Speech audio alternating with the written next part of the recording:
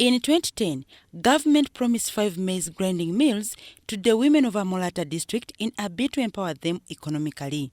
However, the then area woman member of parliament, Caroline Akao, allegedly diverted the project. The plan entailed buying land and constructing a facility to house the mills for income-generating activities for the poor rural women and improve their livelihoods. This project, it was my claim when Minister for the Northern, Honorable Waki Kona, came to find out the problem of women. So I came out and I said, women of Amolator need value addition to our products. That is when I myself asked for the 5 grinding mill. It is alleged that Caroline Akao, the then woman member of parliament and former state minister for finance, personalized the mills and formed a private company to manage them. Following a tip-off by some women leaders in the area, the matter was brought to the notice of the State House Anti-Corruption Unit, which intervened and extracted the grinding mills from the former minister. I was disturbed myself to know that there was this big investment, this wonderful project, and for 10 years, nobody had benefited. I want to assure you that you are now going to benefit as you are supposed to have benefited in the last 10 years. Looking at the thing which came with the name of the women of Amolator, we could not reach that thing. Our hands are tied up. It was really a very big problem. Otherwise, we would have been very far. Poverty has continued, and this thing was brought for eradicating poverty, but our hands were tied. We could not do anything. So I think it is a very great thing. God is on our side. I praise the Lord for that. What has been kept for an orphan does not go bad.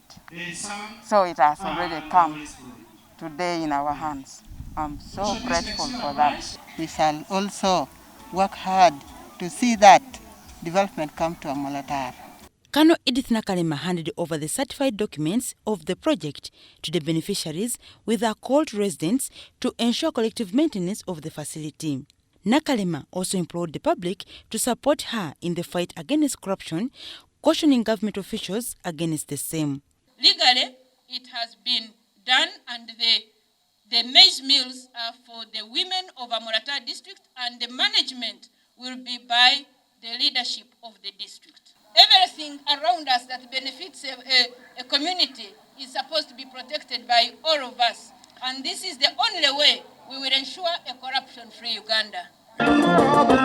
The project was initially intended for the sub-counties of Amolator Town Council, Awelo, Namasale, Muntu, and Apoti. The mother sub-counties are going to be in control, but you will have to work with the sub-countries that were created so that all the women can benefit.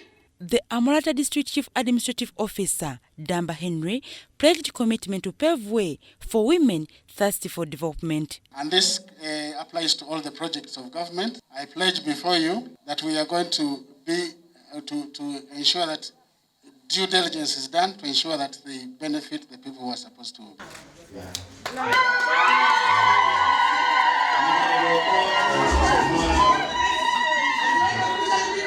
Also witnessing the commissioning of the project was the Amolator District Resident Commissioner, Lillian Eyal, who encouraged women to venture into commercial agriculture. She, however, asked the government to consider handling electricity and water bills, among other utilities, which she says might frustrate operationalization of the project. I would also request that even the water bills, if we can for some time manage it to see these women make some profit out of this. We also need the tractors because we cannot use hand hoes. These machines are too huge.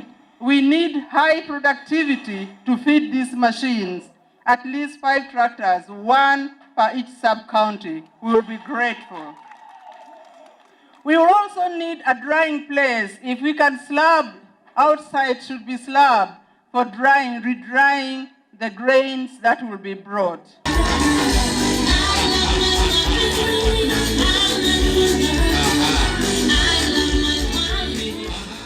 Over the years, farmers have been encouraged to embrace value chain addition to gain from their produce. With such projects, it's evident that there are deliberate efforts by government to facilitate value addition chain.